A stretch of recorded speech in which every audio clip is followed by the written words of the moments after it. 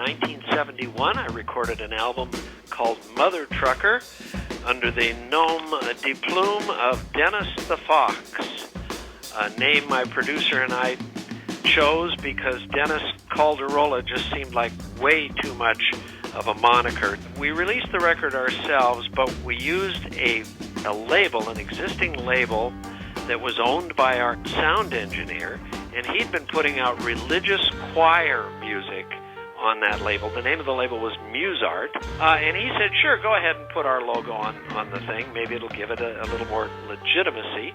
And, of course, it famously or infamously did neither. We only pressed about 1,000 copies, and many of those were defective. My producer and I sat in my living room, my parents' living room, and listened to all 1,000 copies, because if it skipped in the first line of the record, we knew the rest of the record was bad. We probably salvaged about 600 of them and literally put them in the trunk of our cars and went out and started calling on record stores. Easy Street in Seattle, for example. Spin Cycle on Capitol Hill. Sonic Boom in Ballard. Jive Time Records in Fremont. Daybreak Records also in Fremont. Everyday Music on Capitol Hill. It's funny, these are all located in very hip, bohemian parts of town. We just thought if we had a sample album that was convenient and easy to hold, look at, and throw on a turntable, that maybe we could interest a major label in signing the act. To this day, I'm curious because I hear from happy vinyl collectors in Japan and Sweden and Germany and Australia that managed to get their hands on a copy after looking for years. And I, for the life of me, would love to know how it went from Seattle, Washington, and probably the cutout rack, 99-cent cutout rack, because that's where most of these showed up, to Japan. It would be a fascinating tale to find out. The most I ever saw was $2,500 US. To be honest with you, I don't remember seeing one selling on eBay for more than $800 or $900. But the legends, the rumors always existed that they went for thousands. Okay, the history of how we pressed the record kind of goes like this. Having recorded this work, this is 12-inch, reel-to-reel tape, of course, mixed down to 2 tracks. We took it to a company in Vancouver, Canada, called IRC, Imperial Recording Company, or something to that effect. We simply went there because that's where our recording engineer took all of his religious choirs to press discs to sell to the members of those various church congregations. When we handed it to the gentleman, he said, well, I notice you don't have any reverb on this, and it sounds a little dry. Would you like me to add some? And we said, you can do that. So while we're carving out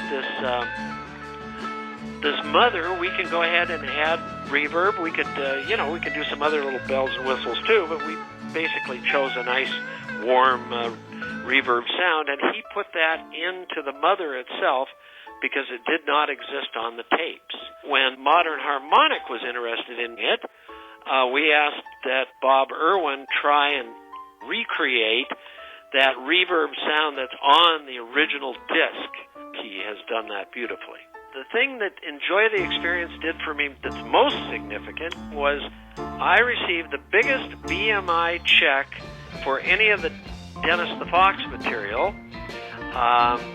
This would be for a radio play that I'd ever seen in my life, and it was all coming out of England. So it had to be people who'd taken the Enjoy the Experience CD and laid it out, on the airwaves, someplace, somewhere, sometime, and actually enough play that it got picked up by BMI and their tracking, and they sent me, $20. There's a certain drum roll on an old soul record that's been sampled, over 1 million times. I mean, it's used by everybody.